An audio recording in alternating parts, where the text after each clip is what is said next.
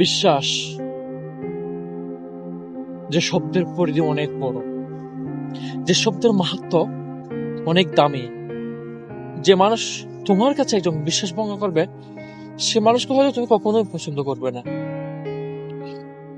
এত প্রেম, ভালোবাসা, কাছে আসা, কাছে পাওয়া, আবেগ, অনুভূতি, এসব কিছু বিশ্বাসের কাছে সীমাবদ্ধ। হয়তো আপনার আপন মনে প্রশ্ন জাগতেই পারে, এটা কিভাবে? তাহলে উত্তরটি শুনেছেন।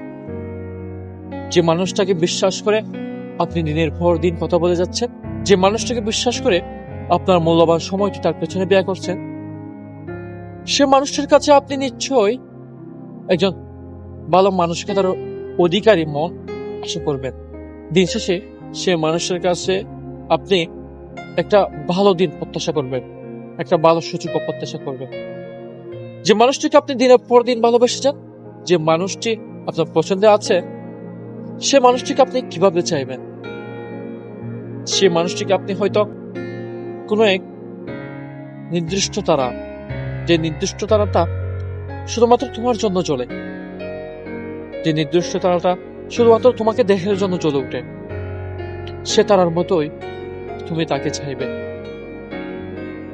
কোনো একদিন হঠাৎ হয়তো তোমার খারাপ লাগতে পারে, কোনো এক সময় হয়তো তোমার অনুভূতিগুলো ফ্যাকাশে হয়ে যেতে পারে, তোমার আসল রূপটা হয়তো বেশি দিন থাকতে নাও পেতে পারে।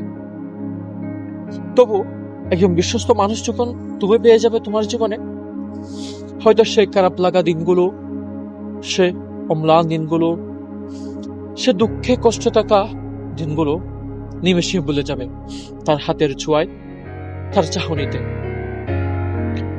চোখের সৌন্দর্য আসলে অনেক দামি। যে চোখ মানুষের শরীর নির্ধারণ করে না, যে চোখ মানুষের শরীরের সৌন্দর্যকে প্রাধান্য দেয় না, সে চায় একজন চরিত্রবান মানুষ, যে মানুষটি তাকে খুশি রাখবে, যে মানুষটি তাকে বুঝবে, নিজের মতো করে বুঝবে।